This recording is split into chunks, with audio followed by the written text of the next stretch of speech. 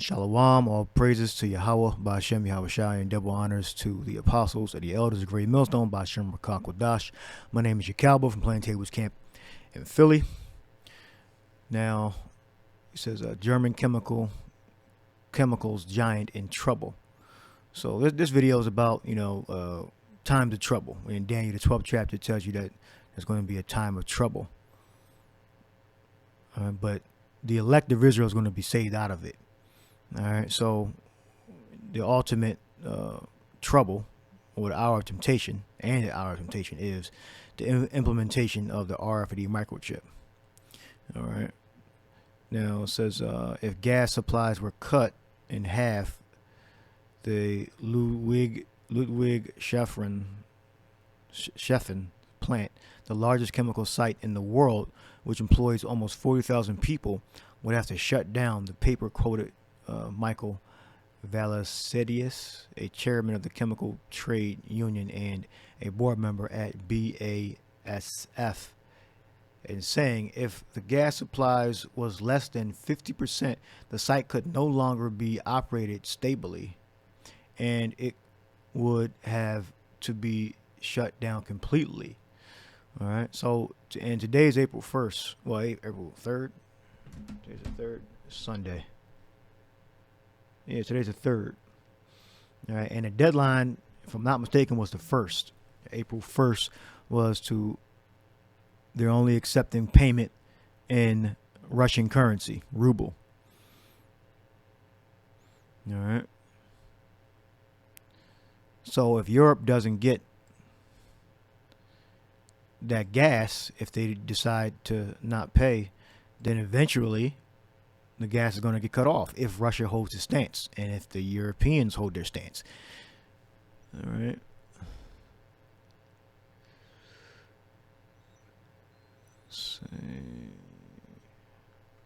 Let's play one of these videos.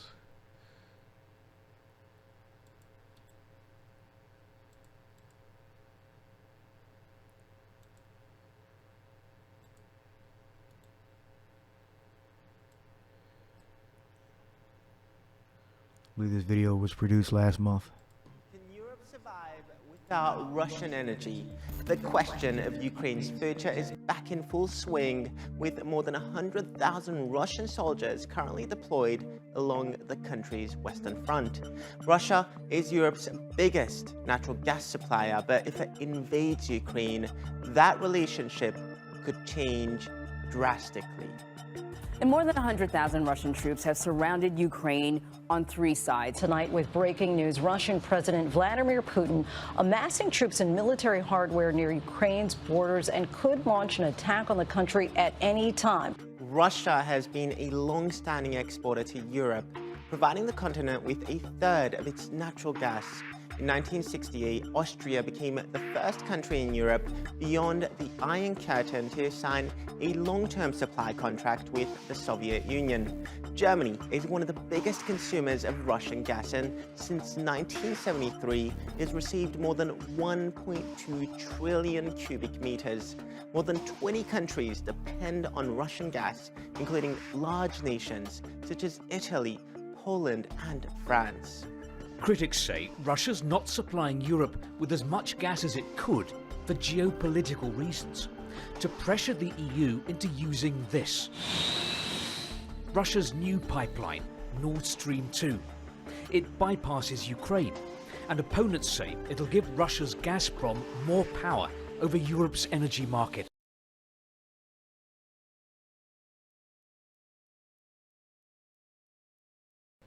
Yeah, the Nord Stream 2 bypasses the Ukraine, and the U.S., the whore, that's she's written about in the Book of Revelation, that's America, doesn't want that because they want to be able to control Ukraine. And that's not within, America's interest. Nord Stream 2 bypasses the Ukraine.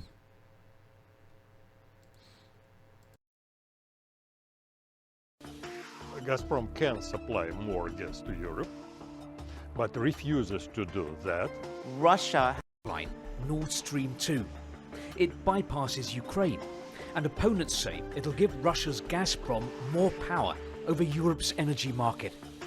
Gazprom can supply more gas to Europe, but refuses to do that.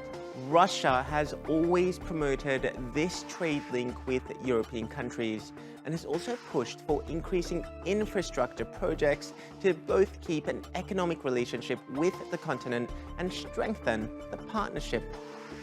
But besides the Nord Stream pipelines, the largest corridor to transport gas with a capacity of over 100 billion cubic meters runs through Ukraine.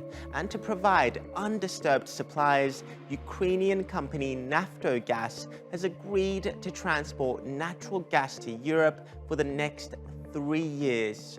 Both blocs are clearly eager to keep this relationship going. But the question is, who is more dependent on the other? A record demand for gas and limited storage in the EU is fueling politicians' fears for the future. Russia supplies 40% of the EU's natural gas imports. Moscow once feared a falling oil price would undermine its economy. Now, it's calling the shots. So long as Europe is using as much energy as it is, and so long as it's determined to reach the climate reduction targets that it has set, it's hard to see a future where Europe is not more dependent on Russian energy, particularly Russian gas, over the next 1 to 2 decades. Europe has long considered buying at least some of its gas, if not all, from elsewhere. One alternative would be liquefied natural gas from the United States and Qatar. But Qatar is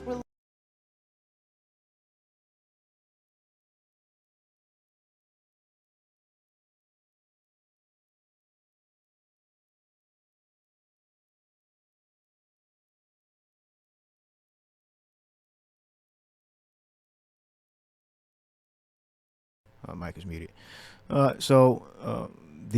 This crisis, if both sides keep their position, could lead up to the hour of temptation, which is the implementation of the RFID microchip. All right. Now the Book of Daniel says 12:12:1, and at that time shall Michael stand up. All right. Well, he's a defender of the Israelites, not the whole world. The Israelites that are in the nations of the world. All right. Because the majority of the Israelites are not dwelling in the land of Israel, only a very small number. Most of the Israelites are scattered in North Central South America and scattered throughout the other European and Asian and African countries. All right. So Michael was a defender of the Israelites, the great prince which standeth for the children of thy people. All right. And there shall be a time of trouble, such as never was since there was a nation, even to that same time. All right. So not having energy, that would be devastating. Brothers in Europe will be suffering greatly. All right. And that could lead up to it eventually will. It's just a matter of time. All right. These are much like Lord said, the beginning of sorrows. You hear wars and rumors of wars. All right. And at that time thy people shall be delivered, every one that shall be found written in a book. And these are the elect. All right. So leave that there. Another video.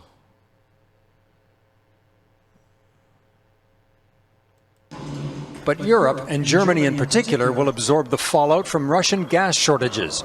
Prices have already shot up. But a home stove in Germany, probably burning Russian natural gas. And the same for Germany's big companies. This fiber-producing plant employs 600, but depends on natural gas. Without gas, says the plant director, we have to shut down. Economic sanctions may bring hardship to Russia. But Europe, and Germany in particular, will absorb the fallout from Russian gas shortages. Prices have already shot up, and supply cuts would make things worse. Germany's economy minister has announced an early warning for his country, a first step before an emergency that could force rationing for homes and businesses. Germany is essentially preparing for a worst-case scenario here in which supply is completely cut off, at least from the east. Much of Russia's natural gas is extracted in Arctic Siberia. Pipelines deliver most of it directly to Western Europe. Because of Russia's attack on Ukraine, Germany has stopped one new pipeline, the Nord Stream 2, just built under the Baltic Sea. But Germany's dependence is enormous, importing an estimated 43 billion cubic meters from Russia. In all, the EU gets more than 40% of its natural gas imports from Russia. Vladimir Putin is now demanding payments in rubles to prop up the Russian currency, and that could trigger an early standoff with Europe. This economist is advising Germans to get off natural gas as much as possible before demand spikes again next winter. It could get more expensive, says this man, but it's necessary to put the aggressor in his place. Still, the economic effects felt in Europe will likely ripple around the world, including to Canada. This is delivering a shock to European households. So overall, you're looking at a hit to consumer pocketbooks on a global basis and a rise in inflationary pressures that will almost certainly push central banks farther in the tightening direction than they wanted to go. In other words, disrupting natural gas supplies in faraway Siberia could speed up higher interest rates over here.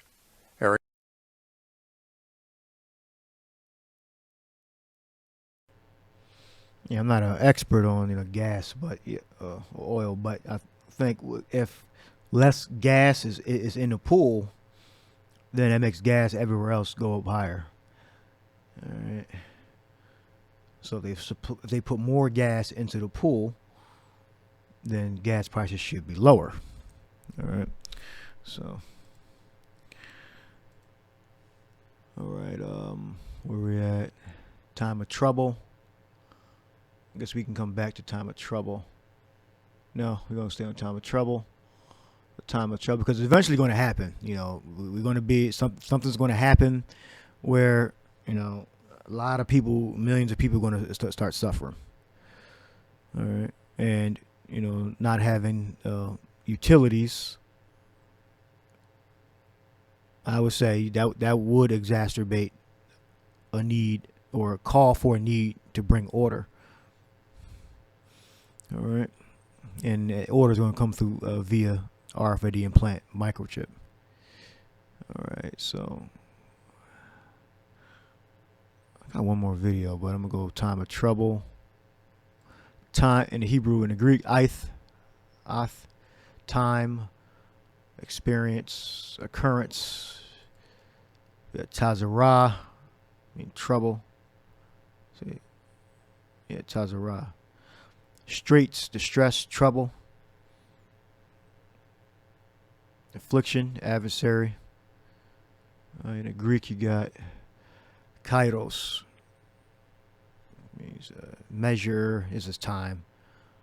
Opportune or seasonable time, the right time.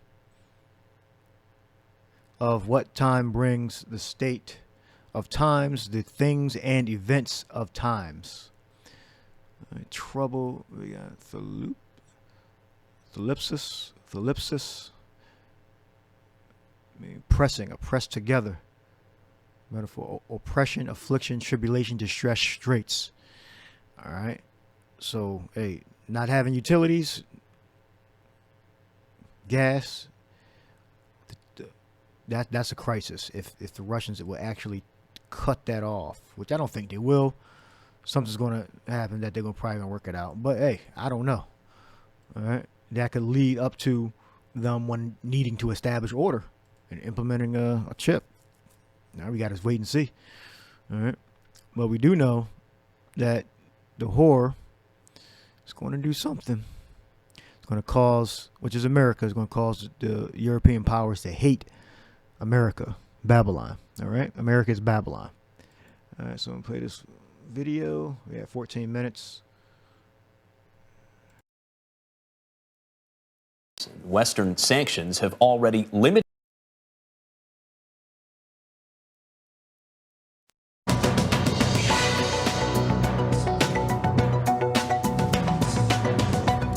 In Money Watch, gas prices are once again climbing in Europe because of supply concerns related to the Russian invasion of Ukraine. Yeah, Europe relies on Russia for roughly 40% of its gas needs. Western sanctions have already limited the flow of gasoline from Russia into Europe, and additional supply disruptions are expected in the coming days.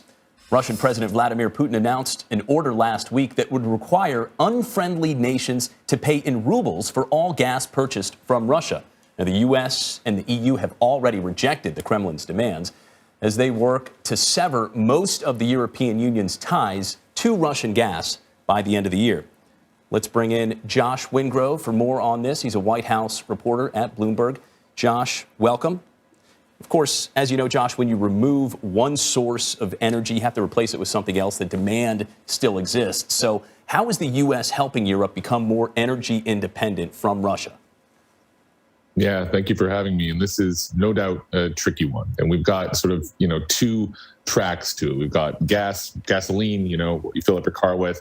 They have natural gas. And when Joe Biden was in Europe here this past week, he announced a deal sort of aimed more at the natural gas side of things, because the U.S. has taken a step in banning sort of Russian fuel imports. Other countries have taken sort of similar measures. Europe, though, hasn't. And that's because they rely more heavily on Russia than the U.S. In other words, they don't have the elbow room that the U.S. has to try to take these measures. And so Joe Biden is trying to sort of work with France, Germany, other allied countries to try to figure out a way to meet this demand in the short term and change the game in the long term, to sort of break the sort of firm grip that Vladimir Putin has as the chief energy supplier to so many parts of Europe, and give these countries an option to buy fuels generally, but often natural gas specifically from someone other than anyone else than Russia. And so that's what they're aiming at here. It's two-pronged. They're essentially searching the sofa cushions, trying to find whatever gas they can in the short term, and long term. It's going to need a lot of construction, a lot of development. They hope that natural gas production here in the U.S. will increase, and the Europeans will build new terminals, pipelines, storage facilities, so that gas can go from on ships from the U.S. and from all other sorts of places around the world to Europe, so that those countries have an option to buy from anyone other than Vladimir Putin and Russia. So, Josh, to drill down a bit on your point, no pun intended, and to put some numbers to what we're talking about, Russian gas accounts for roughly 40% of Europe's consumption. The U.S.'s 15 billion cubic meters of liquefied natural gas is only a drop in the bucket for what the European Union actually needs. So how feasible? Right, it's you can't replace it with the Americans' plan.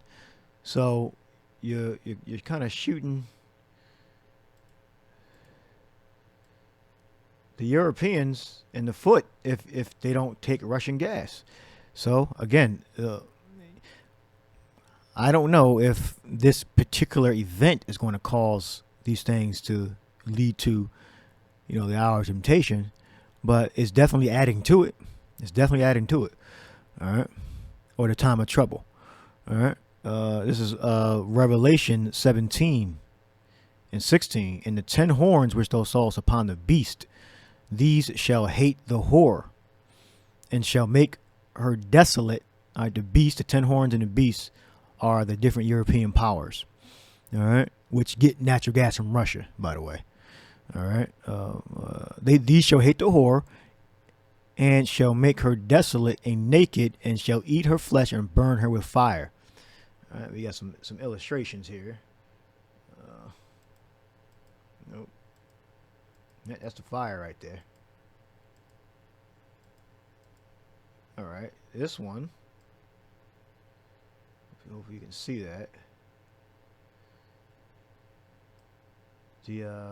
We got the Greeks, the British, the Spanish, the French, the Germans, the Romans. All right.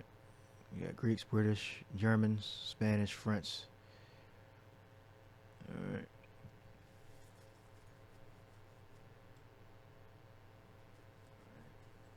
You can see here it says that these are going to hate the whore. All right, so eventually something's going to happen. Something's going to happen. All right, that America, the whore, is going to do that's going to be not in the interest of these European powers. All right, and that's going to cause them to shoot their fire on Babylon America. All right. And we had this USSR thing up for years, and people, occasionally, one or two people will come past and say there's no such thing as a USSR. But now they can't say that no more, because the USSR is a symbol of those Eastern European countries forming a league with Russia. All right.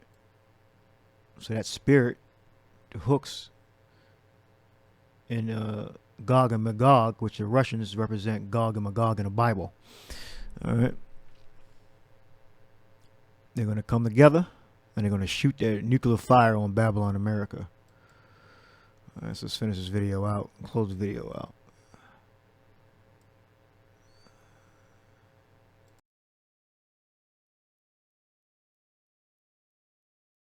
To what we're talking about, Russian gas accounts for roughly 40% of Europe's consumption. The U.S.'s 15 billion cubic meters of liquefied natural gas is only a drop in the bucket for what the European Union actually needs. So how feasible is it really for the EU to cut its dependence on Russian gas by 2/3 by the end of this year? Realistically, where would that new gas come from? Probably Asia and a little bit of the U.S. It remains a tall order. I don't think anyone who says otherwise is, given the straight goods on this one. To change this over the long term will take years. And so that 15 billion figure you mentioned is more or less trying to replace Russian gas that comes from anything other than a pipeline to Europe. But a lot more gas comes by pipeline to Europe from Russia than from any other means. And so the question is, how do you get it there from maybe a ship from Asia or the US, as I mentioned, to replace something that's coming from pipeline, which tends to be an easier way to ship it from Russia. And so that is what's going to take so long. So what that means here in the US is the deal that they've talked about is Europe guaranteeing to buy a certain amount of natural gas every year from the US. And they hope that that's going to tip some projects here in the US that are sort of, teetering on whether they're going to be built or not, awaiting that so-called final investment decision. They think, hey, Europe's going to start buying this stuff. Maybe these companies will actually go ahead with these projects. And in the meantime, Europe's going to need to build, as I said, these new terminals, new storage facilities. You got to store gas often because you ship it year-round, but it gets used most, of course, in the winter when people are heating their homes more.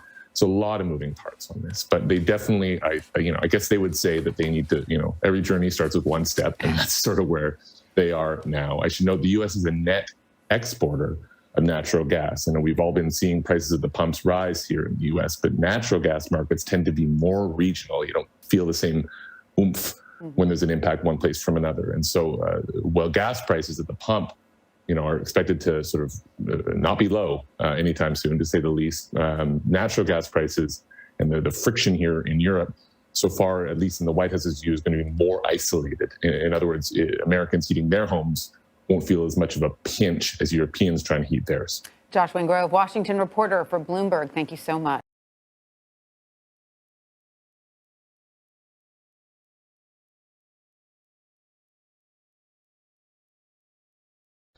Okay, so